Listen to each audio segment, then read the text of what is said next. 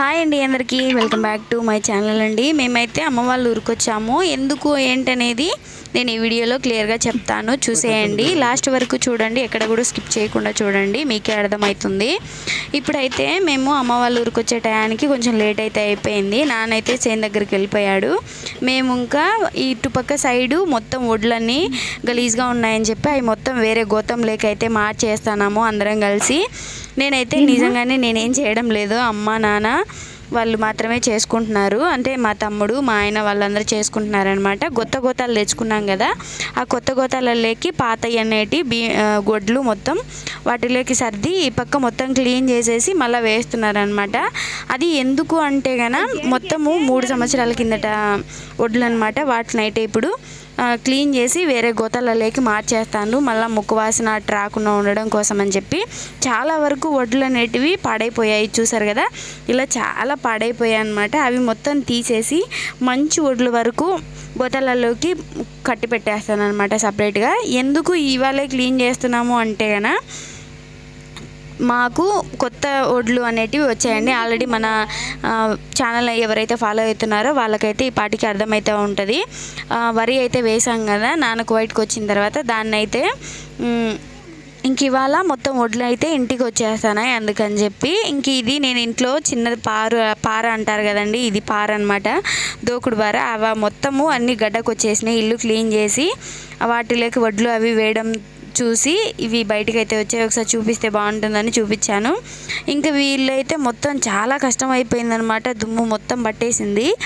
ఎలా గలీజ్ అయిపోయాయంటే మొత్తము చాలా వరకు ఒక 2-3 గోతాల వరకు వడ్లు పాడైపోయాయి అనమాట. అవి మొత్తం క్లీన్ చేస్తున్నారు. చూడండి, మా అమ్మ ఒక్కటే మొత్తం పెద్ద గోతం అనమాట, అది ఒక్కటే సర్దుతుంది. నేను వీడియో తీస్తుంటే మా అమ్మ మొత్తం అది సర్ది కొంచెం పక్కకైతే వేస్తున్నారు అనమాట. ఇటు పక్క కింద కొంచెం నెమ్మ అయితే ఉంది. అవి మొత్తం కూడాను క్లీన్ చేసేసరికి మేము పొద్దున 9కి అలా చేస్తే మధ్యాహ్నము 1 గంట అలా అయితే అయిపోయింది. మొత్తం క్లీన్ చేసి వేసేయారు కల్లానే. చూసారు కదా, ఈ మొత్తం వడ్లు కూడాను పాడైపోయినటివే.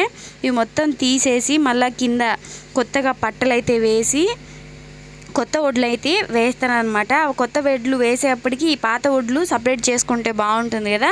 మళ్ళీ కిందికి వెళ్ళిపోయిన తర్వాత అవి తీయాలంటే కష్టం అవుతుందని చెప్పి మొత్తం అన్నీ క్లీన్ చేసేస్తాను అనమాట.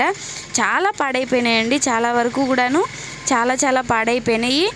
ఆ దుమ్ము అది ఉంటుంది కదండి, అది మొత్తము ఒంటికి పట్టుకుంటే ఎలా అయిపోయిందంటే అంత ఇదే అయిపోయింది.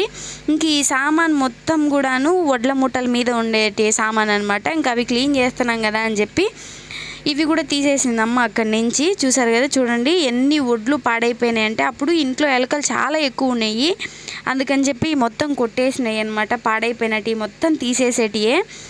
నిజంగా చాలా బాధ అనిపించింది. 2-3 గోతాల వడ్లు అయితే పాడైపోయినాయి. అందుకని చెప్పి ఇవన్నీ తీసేస్తానమ్మ, మళ్ళీ ఎప్పుడో కదా తీసేసని చెప్పేది. మొత్తం అంతా క్లీన్ చేసేసి కింద పట్టలు బండలు అలా అయితే వేసేసింది. మేము చేను దగ్గరకు వచ్చేసరికి కొంచెం టైం అయితే పట్టింది.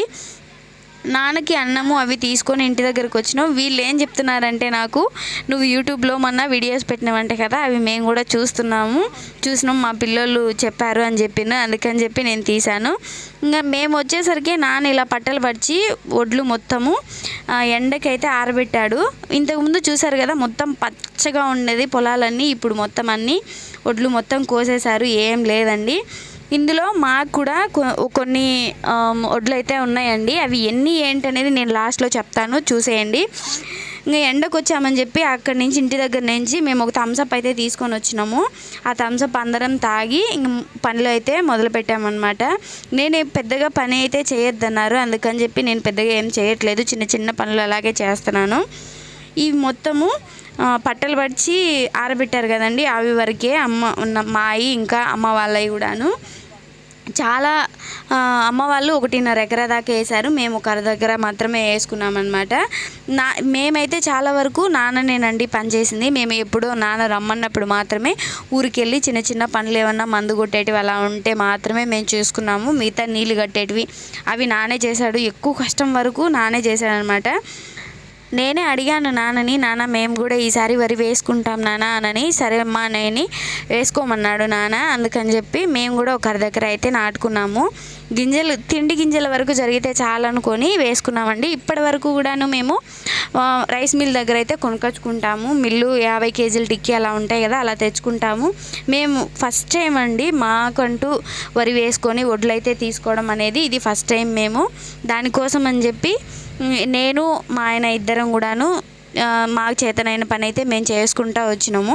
మాకంటే కూడాను మా నాన్న అయితే ఎక్కువ కష్టపడ్డాడండి. మనం వేసుకుంటేనే సరిపోదు కదా, దానికి టయానికి నీళ్ళు అవి కట్టాలి కదా, అందుకని చెప్పి ఫస్ట్ ఇలా కువ్వ అయితే పోయాలంటండి వడ్లు. ఫస్ట్ టైం కదా మేము మాకంటూ పండించిన గింజల్లో ఇది ఫస్ట్ టైం అనమాట. అందుకని చెప్పి ఫస్ట్ అయితే ఇలా చేసుకుంటారంట. ఒక చిన్న రాయి అయితే తీసుకొని వచ్చి దాన్ని గణపయ్యలాగా తీసుకొని వచ్చి గణపయ్యలాగా పూజించుకోవాలంటే ఈ మేమనే కాదు ఎవరైనా సరే ఇలా వడ్లు పోసిన తర్వాత ఖచ్చితంగా చేస్తారంట. కువ్వ పోసిన తర్వాత దీన్ని మా నాన్న ఆ రోజు ఏదో అన్నాడు కానీ నిజంగా నాకు జ్ఞాపకం లేదండి. చూసారు కదా, ఇలా గణపయ్యని అయితే ఒక గణపయ్యని తెచ్చుకుంటారంట.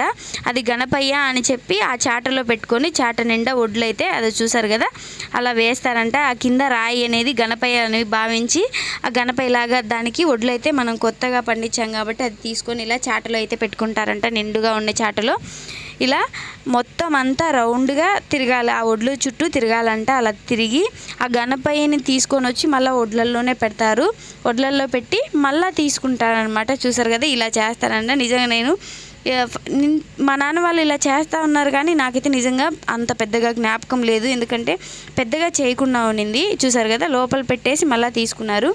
ఈ చాటలోటి ఫస్ట్ మనం దేవుడికి దండం పెట్టుకొని అయితే గోతంలో అయితే పోసుకోవాలంట.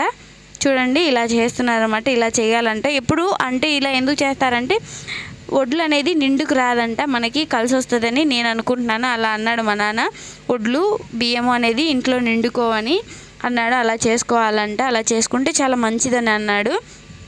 ఆ పక్క వచ్చేసి నాన్న వాళ్ళ వడ్లు అయితే గోతలలోకి ఆల్మోస్ట్ కొంచెం కొంచెంగా పోసేస్తున్నారు.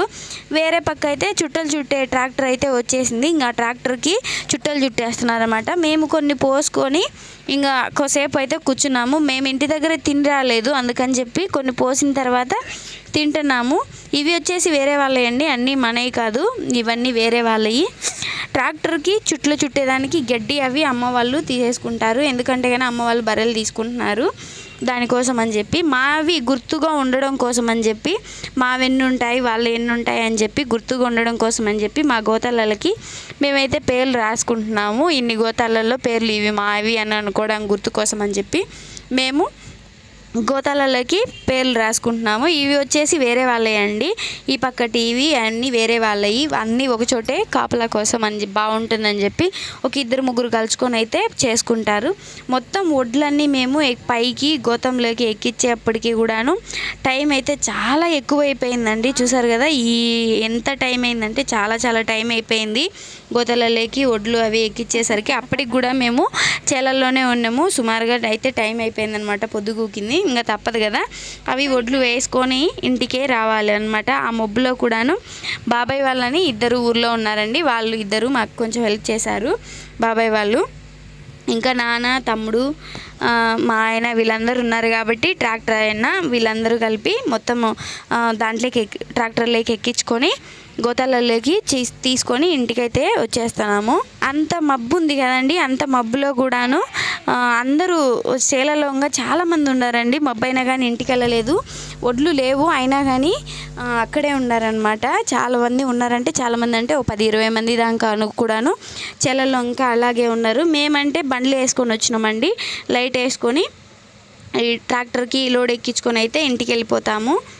ఇంకా చుట్టలు చుట్టే వాళ్ళు కూడా అక్కడే ఉండరు, మొత్తం అన్నీ అయిప్ చేసుకొని ఇంటికైతే బయలుదేరుతారు వీళ్ళు. ఇలా 2-3 వరుసలు అయితే వేసుకొని పోవాలి. నిజంగానే ఆ వడ్ల మూటలు చాలా బరువు కదండి, అవి మోసేసి ఇంటికి పోయి అయితే చాలా ఇదిగా అనేది ఉంటుంది అనమాట.